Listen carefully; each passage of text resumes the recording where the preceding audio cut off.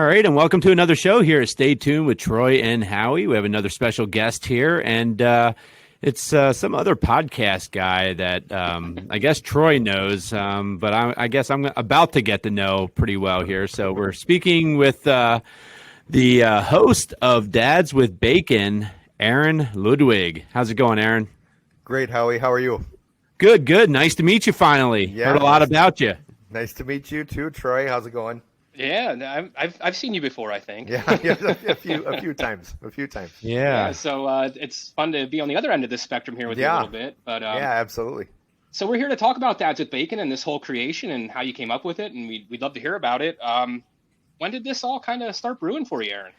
Yeah, well, growing up, I'll take you back to 30, 35 years real quick, Sure. and I always had a passion for sports, and including content creation even before it was content creation. Mm-hmm. I knew at a very young age that I was not athletic enough to really excel at any particular sport, and so right around that time was about the time that ESPN was kicking off, or well, not quite that far back, but ESPN was starting. Steam. Yeah, it was gaining steam. You had Sports Center, Chris Berman was doing his back, and all the fun kind of stuff, and then Dan Patrick came on the scene, and my dream when I was younger was to be the next Dan Patrick or Chris Berman. I was going to be on ESPN, I was going to be on Sports Center, and that was pretty much how I was. I mean, I was one of the few kids that I knew who actually knew from a young age what I wanted to do, and gave tours at Lambeau Field for 3 summers here in Green Bay. It was one of the best jobs. That was from 94 to 96. The year I graduated high school was 94. And then so those 3 summers I gave tours. Very cool. And that would have been right during their Super Bowl run, right? Yeah, absolutely. That was their return to glory, and my last summer was the summer after they won. So they had won in January, February, whatever it was. Yep. And then, I was so the ironic part about that is I probably gave tours to about 30,000 people in that 3-year period. And I mean, loved it. It was the best thing. My dad, I remember, this passion for sports and for wanting to be on Sports Center and all those things I got from him. And so I still remember just the look of pride on his face when he and my mom went on a tour, and my dad was somebody who he and my grandpa had season tickets for the Packers before Lambeau Field even opened. So when they were in their old stadium, they would come up from Oshkosh, which if you're not familiar, Oshkosh is about 45 minutes south of Green Bay. They would drive up and go to the games and all that. And then when Lambeau opened, the 2 of them got 6 tickets, season tickets. So Nice. my wife and I now have 2. My dad passed away in 2016, and my mom signed the tickets over to us, or 2 of them then. And so then my brother has 2, my uncle had 2, and then he gave them to my cousin. So and that's pretty much the only way you can get them now, right, Aaron? Yeah. Well, and they've it's funny that you bring that up, because when I was giving tours, people would ask about that all the time. How do you get them? Back then, you could only will them to your immediate family. So it could only be, your wife or your husband or your son or daughter. It couldn't, no one else could get them. And so when they and this was before they built the atrium and did all the expansion that you would see now at Lambeau Field. So what was funny, in fact, back then, the Packer Hall of Fame, which is where the tours would start at the Packer Hall of Fame, and they would actually go across the street. Now the Hall of Fame is actually in the stadium. So if you come for a tour, everything is right and close. So they can actually do year-round tours. Back then, you started in May. You would start with field trip groups and stuff like that. So you'd be giving tours to 5th graders and all that kind of stuff. And then it was June, July, and August, and that was it. That's when you gave tours. And then when they expanded, did the atrium, they moved the Hall of Fame over into the stadium. Now they do it year-round. So, but yeah, people would ask me about that. When they built the atrium, one of the ways that they helped fund that expansion was they do, well, and I'm sure the Bills do it now. Howie, I see you're wearing a Steelers hat, and I'm sure the Steelers have done it for a while. They do the seat license where you have to pay basically, I think it was it was either $12.50 per seat or $2,500 per seat. I can't remember how much it was, but it was a one-time fee. So like if we ever decide to give up our tickets, we'll get that. From what I understand, we'll get that $2,500 back or whatever. Oh, I didn't know how that worked. Oh, Okay, so you do get that back if you sell them. Okay. I think so, but I could be wrong on that. I mean, either way, like my dad would always say, it goes to a good cause. So yeah. But now they did change that where you can actually will them or sign them over to anybody. So. Gotcha. We didn't have to wait. Like, it wasn't a thing where we had to wait for my dad to pass away to give me the tickets. They just, my dad always was like, you know what, we'll keep the tickets in our name. We'll pay for them. You and Angie, my wife, you and Angie can go. And then again, when he passed away, my mom was like, I don't want to deal with him anymore. If I can put him in your name. And we're like, hey, that sounds good. So, but that was, I mean, again, the look on his face when he saw the tour. The funny thing was a lot of the stories I told were stories I got from him and from my brother. Cool. My brother's about 15, 20 years older than me. Half Oh, wow. Okay. So they would go to games way before I was even born, and so the stories they tell about like Mike Ditka and the Bear rivalry. I mean, back then it was a real rivalry, Yeah. I hope it becomes that again. With Jordan Love taking over and hopefully Justin Fields and the Bears start to get a little better so that we can actually call it a rivalry again. Right. I mean it was they were great stories, and like he loved being on the tour even though I didn't really tell him anything he didn't already know. That was the funny thing. So then I was going to go into college for communications, and the funny thing was I was not much of a school person. I enjoyed high school, but when I realized I had the option of not having to go, it was like, why am I going? And so, but back then you pretty much, in order to get into that field, you had to have a degree. You had to go for communications. So things got a little sidetracked. And then, so I spent about 10, 15 years working with kids and like the daycare industry because I loved working with kids and that kind of thing. If I wasn't going to be doing sports, it was working with kids. And then, like I said, my dad, when he passed away in 2016, I was like, you start, and I don't know if either of you, have lost parents yet or not, but I mean, he was the first. My mom's still alive, and I've lost other loved ones. I've lost a very close uncle. I lost, grandparents, but his passing hit home, even though he was 83, so it wasn't like a sudden, heart attack at 60 or something. It was he had been sick for a while. It was a blessing because he was no longer in pain, but it just kind of hit home. Like, holy crap, if I'm going to do something with my life that I want to do, I need to start doing it now because I'm just, whatever. And at that time, I had just turned 40, so not old, but. Getting to a point where I'm like, if I'm going to do something, I got to do it now. And and so that's when I started looking into doing more. It was the esports and video game stuff. It was sports stuff. It was, and I didn't really know what I wanted to do, to be completely honest. And finally, my wife, we talk about sports all the time. She and I, and especially football. She loves football, and. In fact, I always joke that if I hadn't married her, my dad would have, because I mean, it was like he absolutely loved her. So, but we'll talk about things that we hear on sports talk radio here in Green Bay, and each of us give our opinions, and she looks at me and one day she was just like, you just do it, just do something. I mean, start something up. She's like, yeah, start somewhere, and so, Dads with Bacon came about. Basically, well, I mean, a couple of reasons, and I'll try to give the Cliff's Notes version. The Dads with Bacon name, my nickname is always for the last 20, 25 years has always been Bacon, and so the idea was, do a show with other dads who, because I do kind of feel like. A lot of times, and I think even women, when they become moms or become, get married, start to settle down, the idea is, hey, once you have kids, once you start a family, then if you're not doing what you love, you just got to put it on the side and you got to find something to do to pay the bills. That's it. Too bad. You got, whatever. And I really hate that. Like, I mean, obviously I have a full-time job to pay the bills while this is picking up.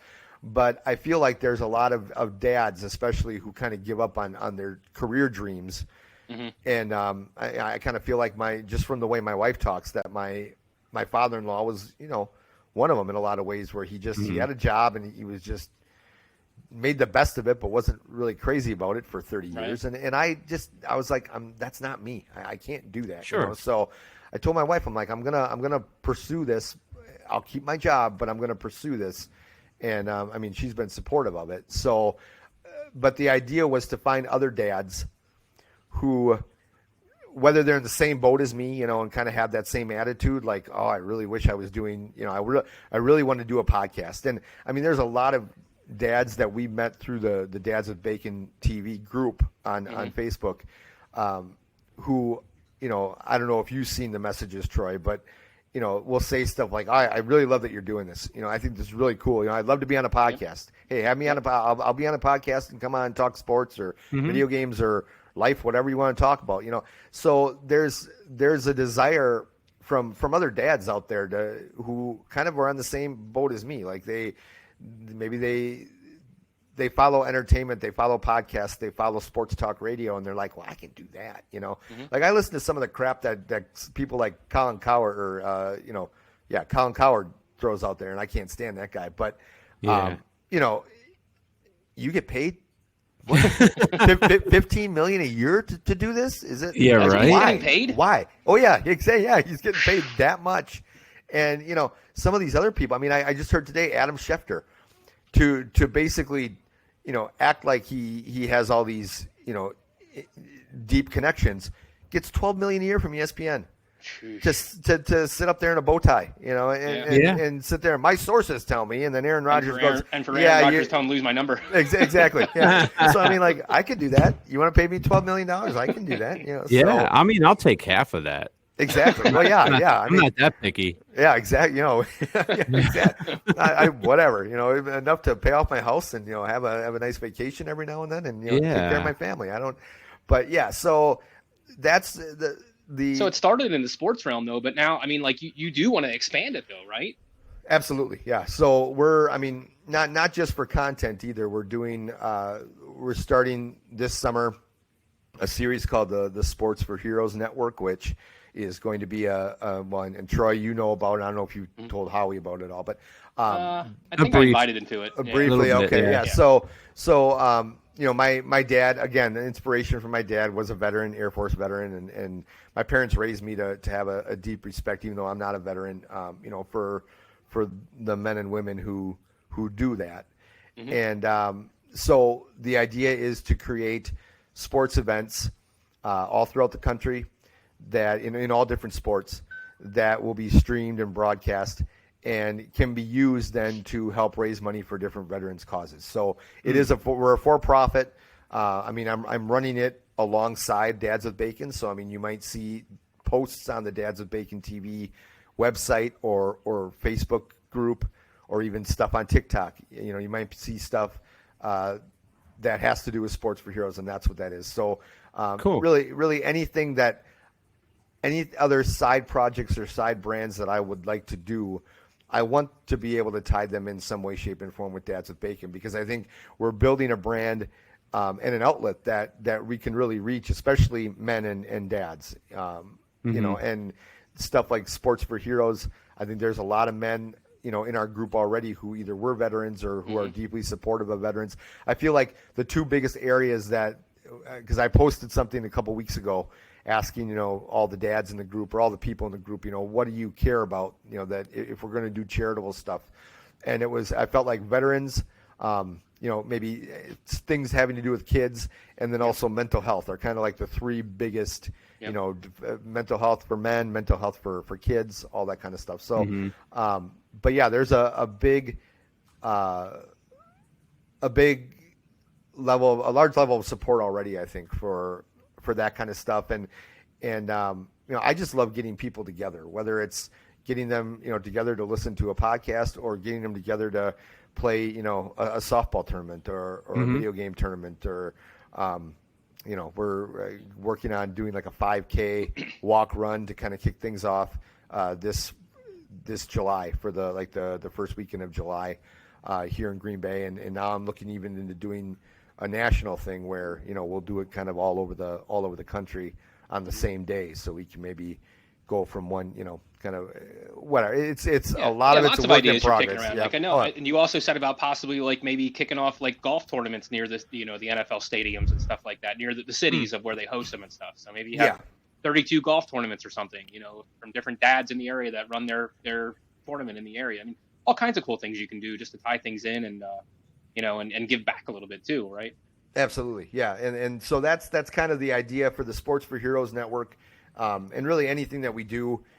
I'm starting with every city that has an NFL team basically, and like I've said to other people, don't ask me why. I mean, I guess it's more or less because I'm here in Green Bay, and a lot of times if big events go on in Wisconsin, it's usually Milwaukee, because that's the biggest city. But to me, it's like, you know what? I'm up here in Green Bay. I don't want to go down. I love Milwaukee. I don't want to go down there, though. If my family and I are right here, I'd rather just do stuff here. Sure. And then expand it. We're looking at also actually putting in a Sports for Heroes complex on the east side of Green Bay. So I'm actually looking at doing sports complexes all throughout the country. That, again, we would have studios, Dads with Bacon studios, and have kind of satellite networks or satellite studios, where we can have people right in Pittsburgh, we can have people right in Philadelphia or Buffalo, wherever. Yeah. So with Dads with Bacon on Facebook, is that I know I've invited a bunch of people to it, but like, is that something that if you just search for it, is it an open invitation? Can anybody join? Or yeah, Okay. It is an open invitation. It should come up if you otherwise it's I think it's Facebook.com/group/Dads with Bacon TV, I think is the I'll have to look that up again though one more time. I could have that wrong, but yeah, you should be able to just look up Dads with Bacon TV and a page and a group, because we have both. Yep. But the group is more active than the page, because I'm still such a novice, to be honest, with the social media stuff, that it's the page I feel like is more complicated to deal with than the group. I just like going to the group. Plus everybody can kind of chime in the group, whereas with the page it's more like the only person that can post anything really is me. So right. I prefer just letting anybody, as long as you're not spamming the group, feel free to put something on there and, questions, concerns, suggestions, polls, stuff like that. Yeah, absolutely. Yeah. So you had mentioned that you want to do this full time. What's it going to take for you to do it full time? Well, we have, so right now, actually, I have a conversation on Thursday with a woman that she was actually a teacher with my wife for years, and now she is one of the marketing people for I guess it would be a marketing company called Brand Tech down in Madison. They do all kinds of marketing, but a lot of it is like promotional items. They, like, if you want T-shirts, you want Sure, pint beer mugs, that kind of stuff with your logo, you would talk to them. And I talked to them about a year ago about some projects, and they were very interested, but it just wasn't the right time at that time. So I'm hoping, first of all, it's going to take some funding, and I think the biggest thing is for me to get the website launched, because then we can right now there's really no way to sell. I mean, unless we sell through Facebook, and that's kind of a pain at times. There's no way to sell when you're allowed to be on it. Yeah, when I'm not banned for 6 days. So yeah, it's the website needs to get up, and that's something that I'm working on. But I do have funding that's coming, but it might not be till the end of the year. So that's, the other problem is like, okay, what do I do? What can we do now to kind of get some revenue coming in? So that's just been the biggest thing. I think that's one of the reasons why I want to do some of these events, because, if we charge, say $30-$35 to be part of the walk run for veterans, if we give half of it to veterans organizations, we could always keep half to kind of just build the program and build what we're doing. And I mean, I think people are, as long as they know what it's going toward and you're transparent with that, they're pretty open to that. So it's just a matter of getting, like, I've talked to Troy, and I and the other guys on the show talked, I think a week or two ago, had a conversation just about like what can we do, to really start building building the brand and getting more people on it. So Sure. and it's it's a lot easier when you're not banned, because I mean there was one day where I think like 100 people joined up just from me sending out invites, and I think Troy and was it TJ, I think you two also sent out invites that day, and so it's just a matter of starting to build that up, and once we get those following, and the other part is engagement too. I mean, just figuring out what people what gets people engaged, and and what stuff doesn't. And I mean, and I think you do a good job every day, Aaron, because you're always putting a new, fresh post out there every day. And I think that's a good thing to do that, because it keeps the group active. It keeps people conversating. Mm-hmm. And the worst thing you want to do is have that thing get stale, and then all of a sudden you're not having conversations, and then people are like, "Well, why am I even in this group? I'm not doing anything." Yeah, exactly. There's nothing and that's here, Yeah, exactly. So that's and that would be one of the other nice things about being able to do it full time is. Because I have different ideas, and I mean, I think Marco, one of the other guys in the group, has some great ideas too. We just haven't all been able to connect again to talk about them. But one of the things I would really love to do is to have like a weekly, guess the athlete kind of contest where you're each day you give out a different clue, and then. Right. At the end of the week, you reveal who the athlete is, and if for the people that get it right, either they get something or their name gets thrown into a drawing. A drawing. Like one of the things, and actually, Troy, I haven't even talked to you about this yet, but I'm looking to do breaking news. Yeah, breaking news. Yeah, I'm looking to do our first official Dad Fest, which would be next February. This is where the funding and the sponsorships come in. I want to be on Radio Row for the Super Bowl next year. Oh, wow. In Las Vegas. I love Vegas. So I would love to be, on Radio Row. And then what we could do is have like weekly contests where dads could, or whoever. I keep saying dads. It's not just, open for dads. That's something that I want to, I need to stress, I think, a little bit more is like, hey, you don't have to be a dad just to be, to listen to this stuff. It's for everybody. But, right. Yeah, but to have contests where people can enter to try to win a trip for four out to Las Vegas and to that Dad Fest. It's looking though right now like it's going to be February 4th through the 8th, which is right before because the Luxor Hotel is the one that has they have an esports arena actually in the hotel. Oh, nice. And so my idea was to have a combination sports events, maybe have some Texas Hold'em poker, maybe some golf, but then also have the esports events. So, you don't have to just be a football fan to want to be involved in it. I mean, you right. may not even like football. You could still go and there'll be something for you to do. Mm-hmm. So, once I have a call out to the Luxor to maybe talk about some kind of a group rate. But actually the 9th, I looked on their calendar and I think February 11th is when the Super Bowl is next year. Okay. And the 9th through the 12th, I think, are completely blocked off. Like, you can't even book a room there right now. But you can leading up. And the funny part is it's not that expensive. It's like, it's more expensive than it normally is. But I was thinking a couple $100 a night.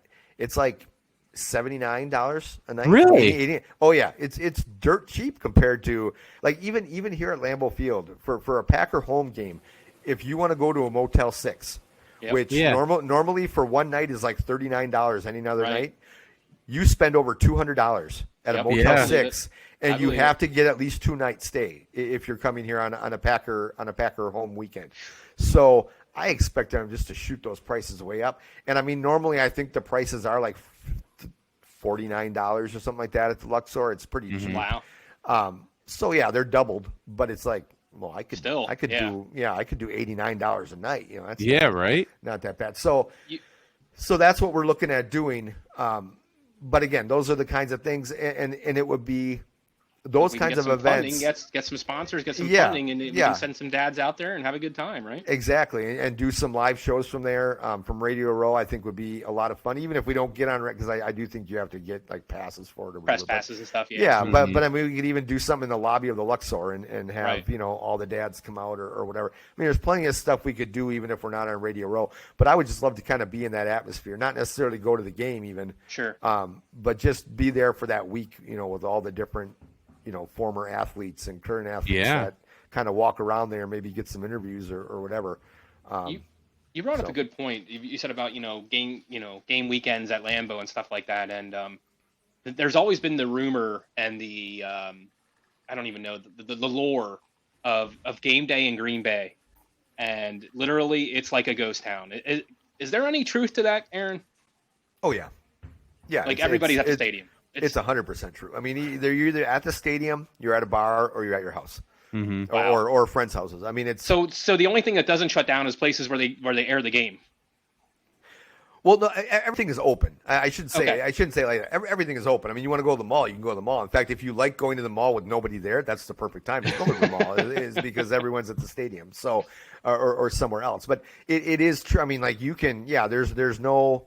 I mean, the funny part is to get from the far east side to the far west side of Green Bay only takes 20 minutes on a normal day anyway. But Wow. I mean, it's even it's even faster when everybody is preoccupied with that kind of stuff. But no, it's to me. Even when, like, there a couple years ago when the Packers lost to Tampa in the NFC Championship game at Lambeau, I was so distraught that I said to my wife, I'm like, I don't know if I can do this anymore. I can't, like, to be so invested in a team that it's just like. And I remember my dad in the '80s, like when they lost to the Bears for like almost 10 straight years, Yeah. twice, Yep. and my dad would get so depressed that week that it was just like you didn't talk to him, and I realized now, and I think as he got older, he realized that wasn't healthy, and he definitely mellowed out the older he got. But I remember saying to my wife, I don't know if I could do this. It's so exhausting, and it's fun watching like a Bills. And of course you probably don't think so, Troy, because you're more invested in that. But Yeah. like for me to watch a Bills Chiefs game is fun. Yep. Because there's, you just want a good game. You want to see a shootout. You want to see whatever. You want to see a game for the ages. And for the Packers, it's just, every single down, you're just on the edge of your seat. Yeah. But what's funny is that about a week or two after I said that to her, and of course she just kind of ignored me like, yeah, whatever, you'll be fine. Yeah. And we took our kids because they have right by the stadium, they have what they call the Titletown District. So it's kind of like what the New England Patriots did with all their area around Foxborough Stadium. They did the same thing here. In fact, they used the Patriots as a model of what to do to kind of build up. So they bought all this land for about a mile around the stadium and just put businesses there and all kinds of different attractions. They put a big park for the kids. So we take the kids to the Packer Park, and it's right there, and you're looking at Lambeau Field and as the kids are playing. And I looked at my wife, and I'm like, well, what am I talking about? Like, I can't give this I'll be up. here. I'll be here. It's like this is all I've known for 46 years of my life. This is I can't just stop cheering for them. Whatever. But You brought up the 80s, and I don't know if this quarterback was from the 80s. He might have been even earlier than that. But I love that story you told a couple weeks ago, Aaron, about the quarterback for that was supposed to be the next coming or whatever. And who was it? Rich Campbell. Yeah. Campbell. Oh yeah, I remember him. Yeah, that was the 80s. And you want me to tell the story real quick? Tell the story. Okay, I like that story. Yeah, that's a good one. So Rich Campbell was the first round pick for the Packers out of USC. He was supposed to be like the next coming of Bart Starr or whoever, the guy that was going to return the Packers to glory. And we had Lynn Dickey, who was actually a pretty good quarterback. Yeah. They had some good offenses those years, but their defense, as good as their offense was, their defense was equally as bad. And so, Lynn Dickey would put up 35 points and the defense would give up 38. I mean, it was just that's what some of those years were like. So it wasn't like we had terrible offenses. But yeah, so Rich Campbell was supposed to bring him back to glory. And I can't remember if he played under Forrest Gregg or what coach he played under, but he lived right across the street from us. And oh, wow. Yeah, and my parents, this was back before you had dishwashers. So my parents, their bonding time every night was doing the dishes. Mom would wash, Dad would dry, and they could look out the window, and they would see his house across the way. And one day, Rich had gotten out of the car and he had a dozen roses, and my wife goes, or my mom looks at my dad and goes, "Oh, that's so sweet. Rich is bringing his wife roses." And my dad said, "Well, maybe if he focused more on being quarterback instead of bringing his wife roses, the Packers would be doing a little bit better." And my mom didn't find that real funny. She, I think, gave him that just goes to show you the fandom, though, right? Exactly. Yeah. Oh, exactly. But boy, did that Packer team have a tough competition in the Bears during that era. Oh, though. yeah. Oh my God. No, I mean even the Vikings, if I'm not mistaken, were pretty good. The Lions were the only team that until the 90s when they got Barry Sanders. They were rough, along with the Packers. That was a beast of a division at that time. So you got to see two of the greatest running backs ever live to play with Walter Payton and Barry Sanders. I mean, yeah. And actually, I remember I was at the game when the playoff game where the Packers defense held Barry Sanders to negative 1 yard, I think. In the wild card game. They did for the entire game. For the entire game, yeah. He ended up with like negative 1 yards rushing. That was with Reggie White and all those guys. And I remember that year we almost didn't go to that game. My mom forgot to send in the money for the playoff tickets, and my brother wasn't real happy with her and found out about it. And he ended up because they always, especially for the playoff games, they'll hold a couple thousand seats aside. The Packers do to do like a lottery, for fans. And he happened to get his name picked. So my brother ended up winning 3 tickets. So he asked me if I wanted to go. So it was my nephew Nick, and then my brother, and I got to go. No, I was surprised you said that though, because I remember so many games with Barry where it felt like they had him bottled up the whole game, and he'd have 10, 15. 7 yards or whatever going into the third quarter. Next thing you know, he'd end up with 220, and you're like, "Oh yeah." There was a game against the Steelers the one year, and I'm like, "Man, they got him held to like 40 something yards," and then it went to overtime, and somehow after the game was over in overtime, he had 130 yards rushing, and I'm like, what the heck just happened here? I mean, he was just that good. I mean, imagine he did that without tight ends. Yep. Well, yeah. I mean, and a fullback. Right. They ran that run and shoot offense, so they didn't have fullbacks. They did. I mean, I guess they did have one tight end. I don't remember who it was, but he wasn't that great. They did run a lot of full wide sets because they had Herman Moore and who else were those? They had darn it, I can't remember. I know. I can't. They just never had a quarterback though. I mean, exactly. Well, they didn't have like everybody. I got into a discussion the other day with somebody about the best running backs of all time, and in the NFL. And of course, this guy, says to me, well, Emmitt Smith has 3 Super Bowl rings and he has the all-time leading rusher. And I said, well, if you're gonna go by that, is Karl Malone, is he a better player than Michael Jordan because he's further up on the scoring list? I mean, you can't do that. I said, if Barry Sanders had the O-line, and he didn't have a terrible O-line, but he didn't have the Dallas Cowboys O-line, that's for sure. No. If he had that kind of O-line, oh my gosh! I mean, he would have set every record. He'd still be healthy today playing. Exactly. I mean, he wouldn't have retired after 9 seasons. It was just, that's. In fact, Troy, was he one of them? That was, remember on one of our shows we talked about the players that you would love to see again. Oh, I mean, it was mostly injured guys like Bo Jackson and all that, but I think someone may have even said like Barry Sanders, like what would he have been like? If I'm not or maybe mistaken. Was it you? Yeah, because his career, he only played 9 years seasons, or something. Yeah. I mean, in those 9 years, look how high he was on the rushing list. I mean, I mean, the future for that guy was just unimaginable. I don't know how he got sidetracked here. I know what it was because we were talking about Lambeau and you being able to see some of these great players like that. But my gosh, we've been speaking of seeing some of these great players, there's another Aaron who's no longer a Green Bay Packer. Not yet. Oh, trust me, he's no longer a Green Bay Packer.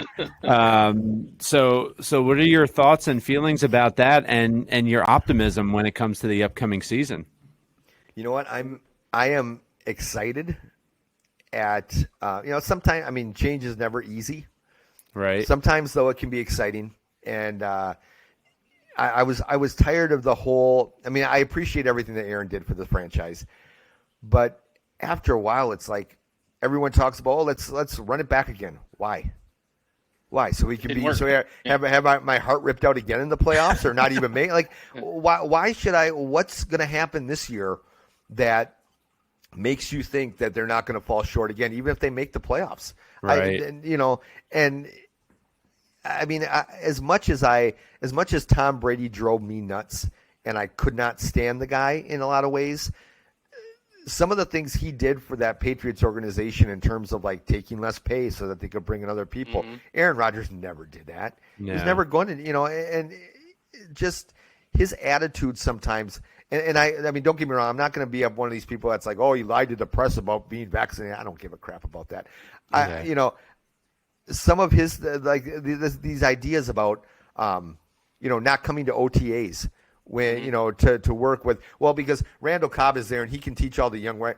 That doesn't matter. You're talking, and then because then during the season when you get off to a slow start, you're talking about, well, he hasn't meshed with the young guys. Well, maybe if he was at the OTAs, he would have meshed a little bit sooner. I don't know if that would have been true or not, but I know for a fact that the way you did it didn't help, because you guys didn't start clicking on all cylinders until December. So Right. That's a good thing. That's a good point you brought up there, and I never really thought about that with him. But like, I wonder, like, yeah, he had the C on his chest, but how much of a leader was he really? I don't know, and that's the thing, because all of his teammates loved him. I mean, you really won't hear too many.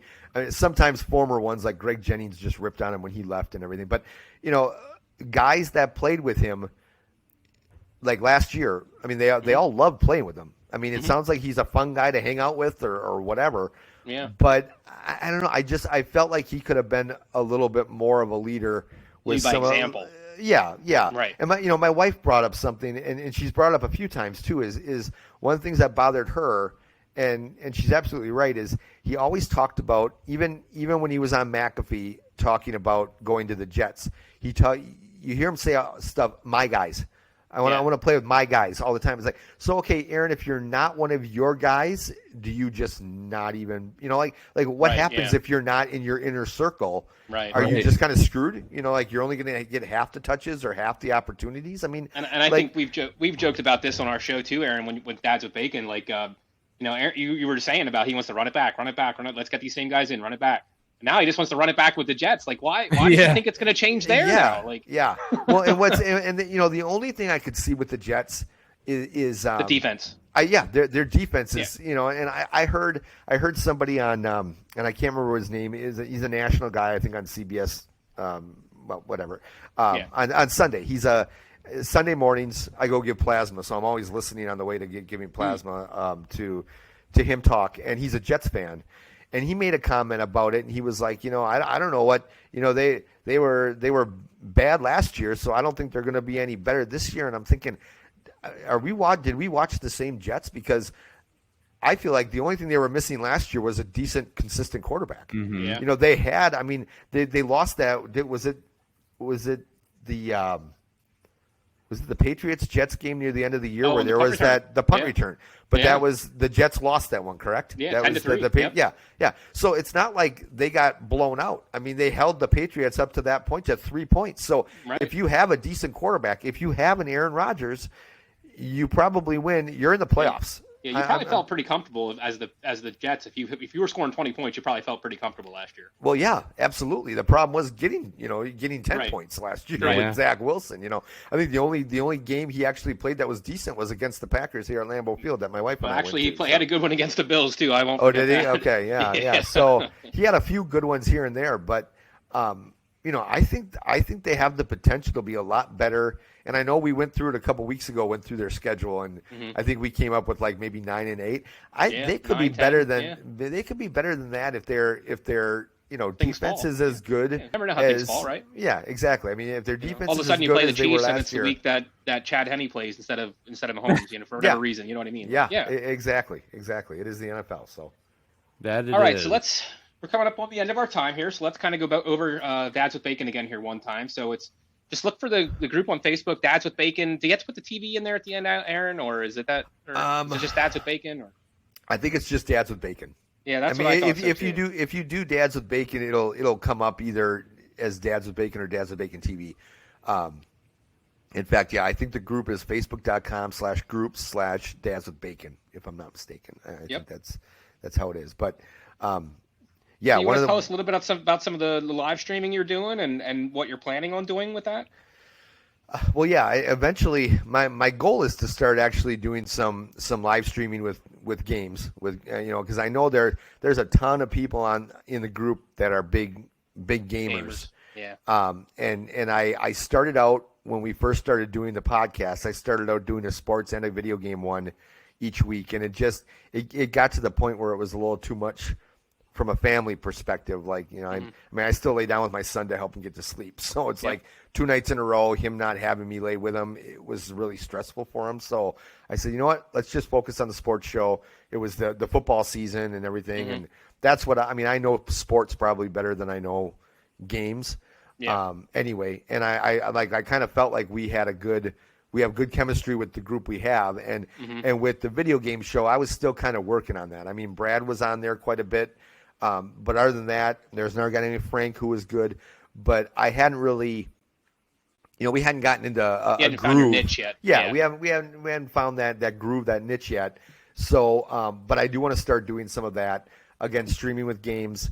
I've mentioned to people, if you're a streamer and you want to come on and you want to stream for an hour or two on our channel, and we're not doing a show or anything, go for it. I mean, let me know. I'll give you the, whatever the credentials you need to get on Twitch or to get on our Facebook group. And I know Brad does some streaming sometimes, so we just need more content, and that's, whether it's me or anyone else, any discussion or whatever. Right. Yeah. Mm-hmm. Yeah. I mean, and I would love eventually, once the next football season comes around, to maybe have like a weekly fantasy show that's just fantasy football, or even sports betting show. I mean, those are getting really big.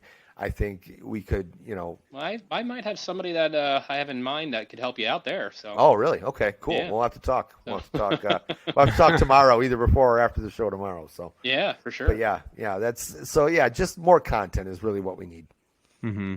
So here we are, Dads with Bacon, and we're trying to get this thing growing. So please, join the group and invite some friends, and it's a lot of fun. Aaron, as you said, you don't have to be a dad. You don't even have to be a male to be in this group. Exactly. Come on in and join the discussion, have fun, get to know people, and be a support for each other. That's really what it boils down to. Yeah. It's about building community. It's about getting people together and just getting away from. I think one of the other reasons I really wanted to do it was I was just tired of all the crap that's on social media, and this gives me something to, if I want to get involved. Okay, if you ask my wife, she'll tell me I need to get off social media, period. But if I'm going to be on it, it's like, okay, might as well be talking about something fun that's not like political or religious or whatever that starts fights and everything else. So yeah, exactly. I'd rather be fighting over who's better, LeBron James or Michael Jordan than. Well, we don't have to go too far with that conversation. Yeah, well, Jordan by far. I mean, exactly. Come on. Thank you, Howie. Yeah, I remember Howie and I had that. That was one of our first ever podcasts. We discussed that whole kind of thing in detail, and it was before we really started getting guests on and stuff like that. But, yeah, I don't know. I mean, maybe it's just our age group. Maybe that's all we know. But yeah, and I think the thing I try to explain to kids about that is there was just something different. It wasn't like the skill, or it was the mindset, right? Yeah. Like he had you beat before you even stepped on the court. Like it was one of those deals too, when there was like 10 seconds left and he had the ball, it was over. I mean, that was how good he was. And not only that, but people forget that, if you want to measure the greatest of all time, if you really think about like a Tom Brady, for example, skill set, he doesn't match up to a Rodgers. Lamar. A Lamar Jackson or even an Aaron Rodgers. But measure him by what he has accomplished, Super Bowls forever. And then same thing with Jordan. When Jordan got there, he didn't lose. Exactly. And that's the point I made to somebody the other day. It was just like, Michael Jordan just had that, like you said, when he got to a certain point, you were just like it's You over. weren't beating him. And I was a Bucks fan. I've always been a Bucks fan, and I mean there were many years where even whether it was in the playoffs or the regular season, if it was close and they had a chance, it was like forget it. And then you see him going up for that shot, and you're like, oh, we're screwed. Yeah, and just watching that documentary too, Aaron. Like I'm sure you've seen it now. Like he would find the littlest thing to motivate him. Oh, I didn't like the way that waiter handed my water. You know what I mean? Whatever it was, like my gosh, and in that way, Aaron Rodgers is a little bit like that. He just he doesn't close like Jordan did, but I mean, he's like that too, where it's any little thing that that's going to motivate him to and I'm like, whatever, okay. Like this whole thing right now. Win more Super Bowls. Is he feeling disrespected by Green Bay? Well, yeah, and that. Well, I mean, I could come on for another show and we could talk about that for a whole hour. I mean, that and apparently I just heard tonight before I came down here on the nightly news they were talking about that one of the national guys that I can't remember what his name is though. Apparently he reported that there were times this past season, because Rodgers wanted to be more involved in the game plan with LaFleur. There were times that LaFleur would set up one-on-one meetings with Aaron, and Aaron would ghost him, or Aaron would, he wouldn't even show up for the meeting. And it's like, okay, I don't know if that's true or not. I don't, and it's bad as having your own office for 6 parking spots. Yeah. Oh my God, that dude's such a phony. Anyway, but, hey, we had Barry Bonds. I mean, geez. Yeah, well, yeah, but at least Barry was still that was. You had when you guys had him, it was pre-head growth. But you know what though? Even Barry Bonds though, even during that pre-head growth time, he in the locker room, he had to have this big giant screen TV. Back in the day when it was like 15 feet deep. When they were floor models. Yeah. And it had to be pointed away from all the players. The players weren't allowed to see it. Only he can watch it. Really? Oh, good Lord. Oh yeah. I didn't realize that kind of thing. I always liked Barry Bonds. To me, I feel like he didn't even need to do the steroids. I mean, no. He was a Hall of Famer before without that. It. Yeah. In fact, I think it took away from his game because of his combination speed and power game. Yeah. He lost the speed because he got too big. Yeah. Exactly. So, anyway, maybe we'll have to have you come back on here and chat some sports with you some more. But in the meantime, we're going to let you go, let you get back to that family and get your little guy to bed.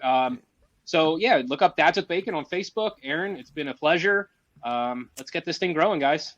Absolutely. Thanks for having me on, guys. I appreciate it. Sure. Take care. Take care.